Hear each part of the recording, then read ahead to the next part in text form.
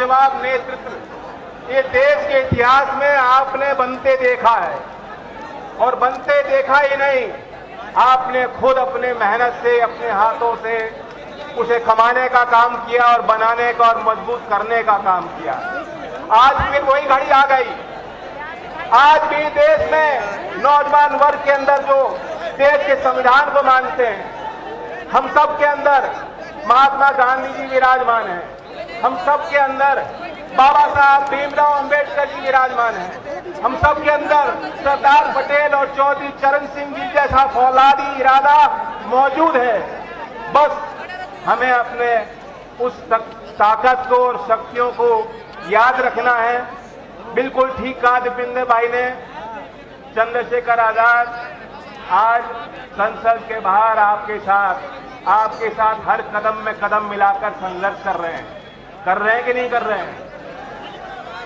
वो वक्त दूर नहीं है, क्योंकि मैंने बात नेतृत्व की नेताओं को पहचानने और उनको मजबूत करने की बात आपके बीच कही है। वे घड़ी दूर नहीं है कि आज जो व्यक्ति संसद के बाहर है वे संसद की उस दीवारों के अंदर होंगे और आपके हक और हकूक की लड़ाई लड़ेंगे। 2024 में कितने दिन बाकी हैं उन्हें गिनना शुरू करो। उल्टी गिनती चालू है उन लोगों की जो देश के संविधान की धज्जियां उड़ा रहे हैं, जो देश में समाज के अलग लोगों को बढ़ाने का काम कर रहे हैं। मणिपुर की घटना कोई छोटी घटना नहीं। ये देश में एक वो भीड़ है जो बाबा साहब अमर रहे, जय भीम, चौधरी चरण सिंह अमर रहे, जय किसान, जय नौजवान का नारा ले रहे हैं। और एक दुर्भाग्यपूर्ण ऐसी भीड़ देश में बनती हमने देखी है जिसके हाथों कोई मजदूर, गरीब, वंचित समाज का व्यक्ति उनके हाथ लग जाता है, कोई अल्पसंख्यक उनके हाथ लग जाता है। कभी खान पान को लेकर, कभी बोल भाषा को लेकर, कभी धर्म को लेके, कभी जाति को लेके, कभी लिंग भेद को लेकर बहाना बनाकर भीड़ के हाथों हत्याएं हो रही है। मणिपुर एक और उदाहरण है। मणिपुर कोई साधारण अपराध नहीं हुआ है। आज अखबारों में आपने पढ़ा होगा, जिस व्यक्ति ने देश के लिए कारगिल में लड़ाई लड़ी, युद्ध लड़ा, इतना बड़ा संघर्ष किया, कुर्बानियां दी, आज उसके घर की महिला की आबरू को खुला लूटा गया। और ये घटना 77-78 दिन पहले की है। ये देश की आबरू जाग रही है। झकझोर करके देश को रख दिया जिन तस्वीरों ने, उन तस्वीरों को दबाए बैठी थी सरकार। जानबूझकर केंद्र की सरकार हो या मणिपुर राज्य में 40 सरकार हो, दोनों ने मिलकर साजिश रची कि ये तस्वीरें दुनिया में ना जा पाए ताकि हमारा राजनीतिक विरोध ना हो पाए। हमने भीड़ के हाथों हत्याएं होती देखी, लेकिन आज एक स्वर में हम ये कहना चाहते हैं कि ऐसे अपराधों को, ऐसे हिंसक वारदातों को, अनुसूचित जात, जनजात, आदिवासी लोग, गरीब लोगों के खिलाफ शोषण को हम कतई बिल्कुल बर्दाश्त नहीं करेंगे, नहीं करेंगे, नहीं करेंगे। हमारे चंद्रशेखर भाई पे भी हमला हुआ। बहादुर हैं, शरीर से भी मजबूत हैं और दिल भी इनका मजबूत है और इरादा भी मजबूत। मैंने उनसे उसके बाद बातचीत की और मुझे बातचीत करके उन्होंने एहसास ही नहीं होने दिया कि उन्हें गोली लगी और चोट लगी। जैसे कोई मामूली रोज की हमारी बातचीत हो, उसी अंदाज से मुझसे बात कर रहे थे कि नहीं भाई कुछ नहीं। तो ये उनकी हिम्मत है, मैं दाद देता हूं। आज आप सब यहाँ बड़ी भीड़ में आए हो, आपकी मांग है कि वो जो वारदात है वो मामूली वारदात नहीं, वह हमला सिर्फ चंद्रशेखर पे नहीं, वो आपको शांत करने के लिए और भयभीत करने के लिए वो हमला रचा गया है। वह गोली नहीं चलाई गई है, वह आपको देश के, आप कभी साहस ना जुटा पाओ कि देश की राजधानी में इस तरह से आप आओ। आप कभी हिम्मत ना जुटा पाओ कि आप सोचो कि हमारे बीच का कोई व्यक्ति सांसद और विधायक बन सकता है। आपके समाज का एक व्यक्ति पढ़ा था, उन्होंने संविधान लिख दिया।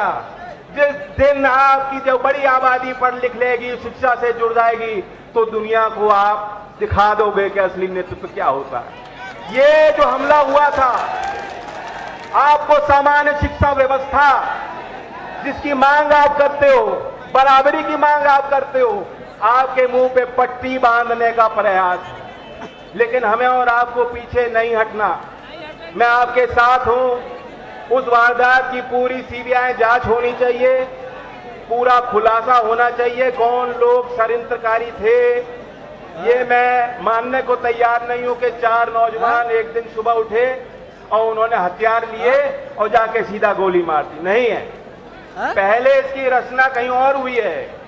इसकी रचना संरचना दिल्ली के बड़े और लखनऊ के बड़े राजनीतिक गलियारों में हुई है और उसके बाद ये वारदात को अंजाम देने के लिए वो 4 नौजवानों को खड़ा किया गया है। तो इसलिए इस मांग का पुरजोर समर्थन करता हूं। संसद का सत्र चालू है और जैसा दीपेंद्र भाई ने कहा, हम लोग मिलकर रणनीति बनाएंगे। विभिन्न सांसद यहां आपके बीच आए हैं, अपने दल का समर्थन दे रहे हैं और हमारी पूरी कोशिश होगी कि संसद के उन दीवारों के अंदर भी आज जो जंतर मंत्र से आपने पुकार ली है, आज जो आपकी आवाज है, उसको बुलंदी से उस बात को हम वहां संसद में रखने का काम करेंगे। और बाकी रास्ता तो बहुत कठिन है, लेकिन ये इंडिया की तस्वीर बन रही है, ये आधुनिक भारत की तस्वीर बन रही है। और जब इंडिया जीतेगा तो भारत भी जीतेगा, तो देश के, भारत के किसान मजदूर की जीत होगी। जो नौजवान आज नौकरी मांग रहा है, जो महिला शोषण के खिलाफ आवाज उठा रही हैं, उनकी जीत भी तब होगी जब इंडिया की जीत 2024 में हमारे भाई और बहनों के हाथों से, आपके हाथों से और प्रयासों से दर्ज हो जाएगी। तो कमर कस लो, लड़ाई बहुत कैड़ी है। आप देखें क्या व्यवस्था, पूरी व्यवस्था के खिलाफ आपको लड़ना होगा। जिस देश में चंद्रयान की हम कल्पना कर रहे हैं, चंद्रयान जब हुआ तो हमने तालियां बजाई, बजनी भी चाहिए, मैं भी मानता हूं कि देश में जब वैज्ञानिक के हाथों में संसाधन दिए जाएंगे तो अगली पीढ़ी को तैयार किया जाएगा, कैसे लड़ना है, उनके हाथ में औजार दिए जाएंगे। मैं भी उस बात का स्वागत करता हूं। लेकिन एक तरफ हम चंद्रयान जारी कर रहे हैं, उसको संचालित कर रहे हैं, और दूसरी ओर हमारे देश में, देश की राजधानी में, देश के कोने कोने में आज भी मजबूरीवश हाथ से मैला ढोने की प्रक्रिया चलती है।